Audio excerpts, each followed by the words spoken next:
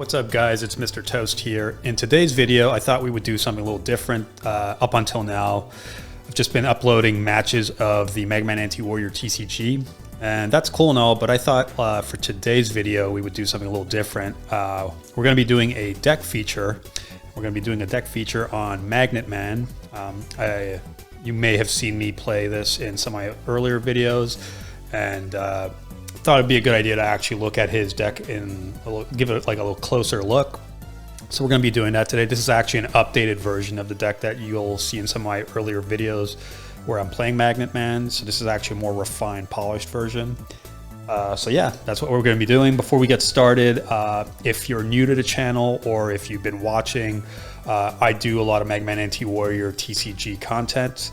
I know it's an old game, but as it turns out, it's still pretty happening in 2023. And so if you like this kind of stuff and you're a fan of the game, definitely subscribe to the channel. And if you don't mind, also like the video, because that's great for the algorithm, and also puts it out in front of other people, fans that may not know that people still like this game in 2023. So if you could do that, I'd really appreciate it. And of course, as I sort of mentioned in some of my other videos, we do have a Discord server where we play this game still. So I'll put in a link of that in the video description below. And you'll also discover that there is a way to play the game online using your browser. There's a link to that as well. That's the battle-network.com site. That's where we kind of play our games. And that's also where we sort of sometimes host our tournaments. So with that all said and done, let's get into the deck. So this is MagnetMan. First off, what's really interesting about him is obviously his stat line. He's got 4 strength, 0 defense, 3 blast. And he's got this cool little effect where whenever you blast, you may recharge 2 energy. So pretty interesting. A little history on MagnetMan. So if you watch the show or play the game, you know that he belongs to Mr. Gauss. Mr. Gauss is his net op. And Mr. Gauss is related to Count Zap, their brother. So there's a lot of similarities in just like both character designs. Count Zap and Mr. Gauss are like these business suit type, kind of executive type guys. And their net navies also have pretty cool resemblances, especially in the card game. Both MegaMan and MagnetMan have 0 def. Both of them are yellow-green oriented net navies in terms of their resources and cards. And both of them do kind of have this similar thing where they power up really quickly and also have the ability to recharge energy. So I just feel like MagnetMan is, if for anyone who's played the game or played MegaMan, you know that it's a bit of an uphill battle trying to play MegaMan, unless of course you do the whole like red MegaMan battle chip crazy deck.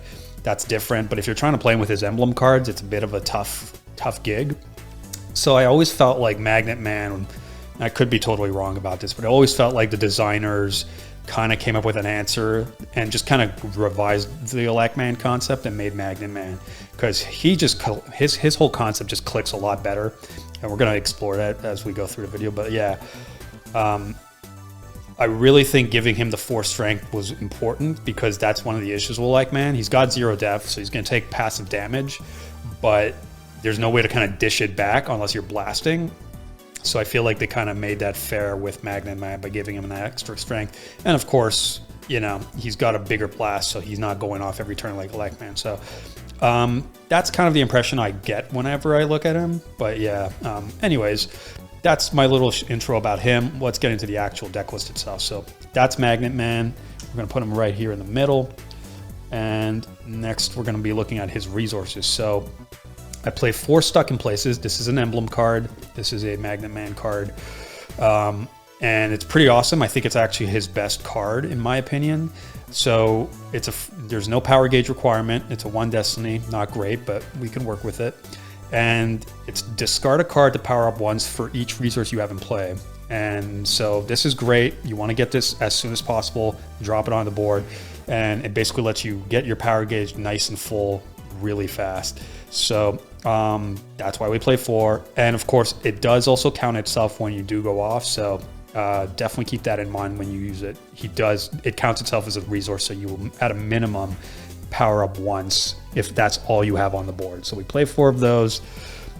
Next up, we play 4 Drawn to It. This is his ultra rare that you would have to get by buying some Grave booster packs. And in his case, it is an ultra rare worth having. Not all net navies have great ultra rares, number man, but his is actually pretty decent. So pretty awesome start for Destiny, no power gauge requirement. You ditch 2 cards to place 2 cards in your discard pile and your power gauge. So it's a little like Mega Modification. It's a faster Mega Modification, a more expensive Mega Modification. But again, it's an emblem card. You play right away, and it does give you the ability to power up fast and power up with precision by putting high Destiny cards in the power gauge. So definitely awesome. In an ideal situation, you draw it, your opening hand is these 2 cards. You definitely want these 2 cards as soon as you start the game. So next up, we've got Mr. Gauss himself. This is the net op, Mr. Like bipolar suit, as I like to call him. So he's really cool. He's a 2 Destiny, which isn't fantastic. His biggest downside is that he's 3 power gauge, so you can't drop him right away. You got to work your way up to it. But when you do, it's hella sweet, because once he's on board, whenever you play another MagnetMan card, you power up. And man, oh man, does that feel good. So for that reason, we play 4 of these. And then next up, we've got non-emblem resources. So let's look at the non-emblem yellow resources. So I play 4 Cyber Warriors. It's a 4 Destiny, requires no power, so you could drop it on the board ASAP. And it's very straightforward. Burn 2 power to destroy an opponent's resource. So you just have that level of control. If you see something on the board you don't like, you just kind of pop it. And your power gauge and your powers are your biggest currency in this deck. You just have access to it more than any other net navi. I mean, like, that's kind of the deck. So you have the luxury of burning your power without it totally hurting, because you have ways of replenishing that if you'd like. So you can definitely get away with using cards like Cyber Warrior without it like slowing you down too much. So I'll put this over here. Next up, we got 4 focuses. So 2 Destiny, not great, but whatever, we can work with it. And you know, the reason why you can get away with playing low Destiny cards like 1s and 2s is because his blast is 3. And so when you blast for 3, your odds of, even if you get a 1 or 2, sometimes that 4 and 5 does pop up, and in my case it does. So you don't really care. You're hitting high numbers most of the time because it's a 3 blast. If it were a 2 blast, that would be a little more concerning. It's 50-50. But with the 3 blast, I find you typically get your 4 or 5, so you don't really, it doesn't matter. I mean, yeah, once in a while it could really happen where you just get 3 1s, but like in my experience, it doesn't really happen. So it's not too much of an issue. So yeah, focus, 2 Destiny is fine, no power gauge requirement, and it's really straightforward. You lose 2 energy to power up. I'm still wondering if I want to keep this. I think it's a good move. It's just the reason why I'm iffy about it is to lose 2 energy. With the 0 def, it's like you are taking hits, and so you do have to be mindful of like playing cards that don't contribute to an early grave. So, but I do want to power up ASAP so I can get to the Gauss faster and, you know, do other stuff too. So for that reason, I play it. You know, again, it's a turn 1. I don't have a power gauge requirement. I could drop it, and any card that requires a yellow is live ASAP. So for that reason, I'm running 4, and I'm running 4 Let Him Have It. I love this card. It's a 2 Destiny, but again, it doesn't really matter in the context of this deck. No power gauge requirement, and it's burn a power to burn an opponent's power. And this is just awesome when they're in a situation where they've got 1 in their power gauge, maybe they've got 2, and you're just slowing, and you just keep burning it off with stuff like this. So it just really slows them down. They don't get to play their resources that have power gauge requirements. And if they can't play their resources, they can't play their battle chips, and they can't play their events most likely. Also, they can't blast, so it just really pauses them and gives you time to kind of catch up and set up your board or your big moves. So I like playing that. I was playing Doubtful Navi, which is pretty much the exact same card.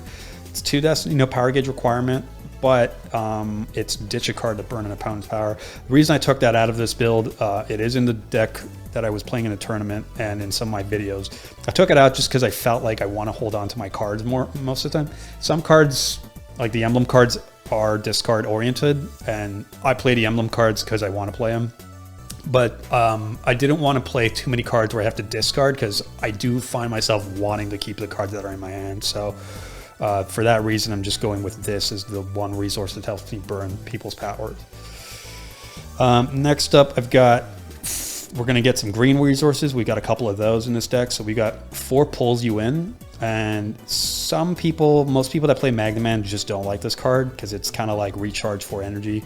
Recharging energy is kind of looked at as not a great strategy, but I like it in this context because one, it's an emblem card, so if I drop it, Gauss triggers, but also it lets me use, you know, like often I find myself in situations late game where I need to shift gears and start recharging energy to buy time and kind of put the opponent in a situation where they're the ones likely to deck out. So I like having that option, and pulls you in along with MagnetMan's built-in effect, allow me to like tap into that strategy if I need it. So for that reason, I play 4 of these. Let's put these guys over here. And I also play 4 uploads. These were Woodman Outdoorsy, which is technically better because it doesn't cost you 2 in your power gauge. Look, you don't have to burn 2. But the reason I like upload, or at least I'm trying upload, is 1, 4 destiny, and it's a 2 power gauge requirement, which means I can drop it on the board faster. And the reason why that's kind of better in this case than say Gender Differences or Woodman Outdoorsy is because it is 0 def. With 0 def, your grave is getting piled up pretty fast. So if your grave is getting piled up fast, in my experience, I hate waiting for Woodman or Gender Differences to be able to slap it on the board and start accessing that grave. I'd rather have an immediate access to that grave by playing something like Upload, where sure, I have to burn 2 power, but like if I can tap into a card, maybe I just really want it ASAP. I don't want to wait 2-3 turns. That's why I'd rather play Upload. So that's kind of the thinking behind that. Again, this is not gospel, of course. You can take this and change up whatever cards you want and make it based on whatever suits your taste. But I'm trying that out and seeing how it works. But I think it should be good. If it doesn't work, I'll just go back to Woodman, and you know, because that was working perfectly fine. So next up, we've got some events. We've got 8 events to be exact. So I've got 4 Opposites Attract, which is kind of a jewel in this deck. If you've seen some of the matches I've uploaded onto this channel, you will see why. Maybe I'll even include a footage of something that happened in a recent match where I basically drew like 13 cards. So real quick, it's a 3 destiny, but that doesn't really matter. You need 3 emblem cards, and that's why you want to draw. Your perfect opening hand is stuck in place, drawn to it in like one of these yellow resources. That would be a perfect hand, because then you can start using this guy right away. Because guess what? Your dude's at 0 def, and that's normally a weakness, but this leverages 0 def and actually turns it into a strength. Maybe. I don't know if it actually makes it a strength, but it does definitely use it in a positive way. And whenever you lose energy during battle, you can take the lost cards instead into hand. So that's pretty cool. This is sort of a, you know, you're punching a lot, you're dropping, and then, you know, ideally you're in a situation where you have 0 cards and they slam you for 3 or 4 damage. Well, you're like, well, I'm going to pick up. I'm going to draw my 3-4 cards, and next turn I draw my 5th. You got a fresh hand, and instead of it going to the grave or discard pile, it's in your hand. I keep saying grave, sorry. It's like the Yu-Gi-Oh, I guess, kind of like latched on into my mind after years of playing. But when I say grave, I mean the discard pile. That's the more technically correct term, right? But yeah, this card is awesome. And of course, nothing feels better than when you've got a Gauss on board and you drop this, so then you power up and you draw cards too. So that's just awesome. Really feels good. And that's really why you want to get these 2 on board with a yellow. And I'll explain to you why you want the extra yellow in a bit. But yeah, that's why we've got 4 of these. Let's actually put these guys over here. And my other 4 events are the technical difficulties, which is very, very standard for yellow. It's really the most meathead card on the planet. It's all you need. It's 4 destiny, which is awesome. No power gauge requirement. 2 yellows. Destroy a resource. Very, very straightforward. You see something on the board you don't like, something that's intimidating you, and you just get rid of it. So if you're playing yellow, it's almost kind of silly not to play these. So that's why they're here. They're kind of staples. Next up, we got some battle chips. So we've got the 4 Mag Bolts. These are Mag Bolt 3 to be exact. This is MagnetMan's emblem battle chip. Every Navi has one of these, and his is particularly good in my opinion. It's a bit of a grind to get it to happen because you need 4, but it is a 5 destiny, which is awesome. And really, you just need a MagnetMan yellow card, which is why, again, if you draw one of these, like, this thing is live as soon as you can get the 4 power gauge. But once you're there, its opponent may spend any number of resources for no effect. Then make your MagnetMan strength +3 for strength for each resource he or she has in play. Now, did they have? Is there a typo? I never noticed that. Make strength +3 for resource. Yeah, there's a typo for each resource he or she has in play. But yeah. So they basically have to decide how much of a punch they want to take. And there are situations where they won't do anything, and this guy goes up to 12. Maybe they were like waiting to hit you back with a combo next turn. But yeah, so it's like, it's win-win, right? Either you hit them real hard or they lose their stuff. So like, I love it. And of course, it's really satisfying when you have a Gauss and you're powering up at the same time, right?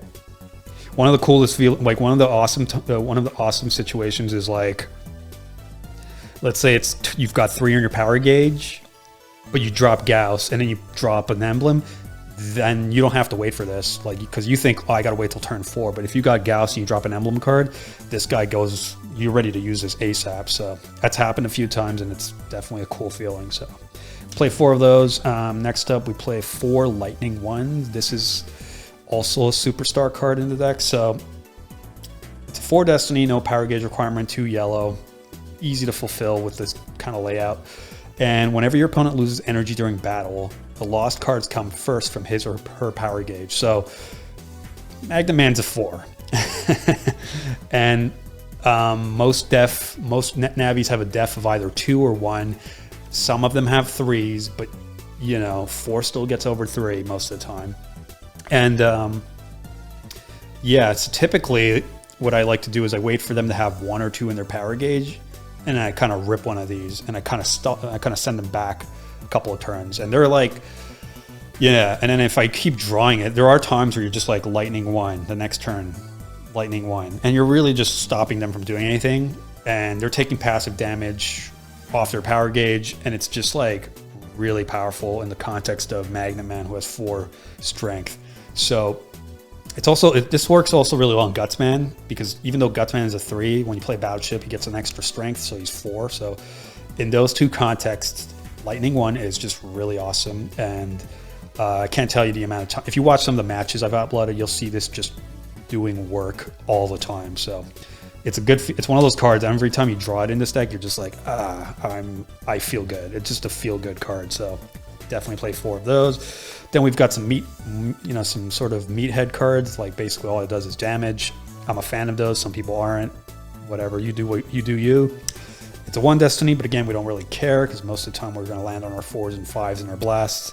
It's 1 yellow, no power gauge. Make your net navi +3, so your guy gets to 7, and that's pretty cool stuff.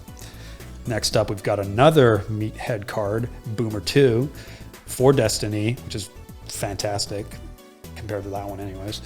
Yellow, no power gauge. Burn 1 power to make your net navi strength +4. So we're looking at an 8. Okay, this is some heavy duty stuff, right? And so that's why you want to play the yellows right away, so these guys can get live ASAP, right? Your mag bolt's not going to happen anytime soon, so you want to, the earlier turns, you want to be going with these. And once you get to the later turns where your power gauge is a little full, you can start mag bolting a bit, or blasting. Because, you know, once you blast, not only do you get the punch of like maybe a 4 or 5, but you also get to recharge 2, which does come in pretty handy, you know, buying yourself some time. And last but not least, we've got 3 energy bombs. This is a 5 Destiny, 3 yellow, a little trickier to pull off, and no power gauge, but very similar to Opposites Attract in that when you lose energy during battle, the lost cards don't go to the discard pile. They go, in this case, they go to the power gauge until it's full. Once you hit your 5 power gauge, then they start going back to the discard pile. But yeah, again, that's why you really want to start with these 2 and like one of these, because once you've got these 3, like you've got 3 yellows on board, your technical difficulties is happening, your Opposites Attract is happening, Lightning 1 is happening, these all are happening. And then this is the one that's really tough, but like, again, if you're going to lose the cards anyways because you have 0 def, you might as well leverage that and just fill up your power gauge instead. So I play this and I try to turn the 0 the weakness that is inherently in MagnetMan into a strength. That's kind of the idea behind the energy bombs and the opposites attract. And honestly, it works really cool, and it's very satisfying when you pull it off. So I don't know. Are there any interactions I want to go over? I think that's pretty straightforward. I don't think there's anything else. I've kind of explained everything in terms of how the deck works. But if you have any questions, more than feel free to leave comments. I'll definitely reply. I think that's really it. I think that's all I've got to say about this deck. I love it. I'm a big yellow fan, and I really love playing this deck. So I encourage you, if you've had your eye on MagnetMan, but you weren't quite sure how to kind of, conceptually how to like bring the deck together, this is definitely a good template to use. Of course, it's not gospel. You can modify it based on whatever works best for you. This is just the way I like to play it. But yeah, would love to hear your thoughts, and hope you enjoyed the video. I think the next deck feature I'm going to do is probably going to be Snake Man, probably going to do Magic Man, and then we're also going to do Guts Man, and then I have to figure out who I want to do next. But that's kind of what I got. Again, would love it if you subscribe to the channel and like this video. And if you've got any questions or would like to see me cover any decks or any particular aspects of this game, please leave that in the comments, and I will see you all in the next video. Take care for now.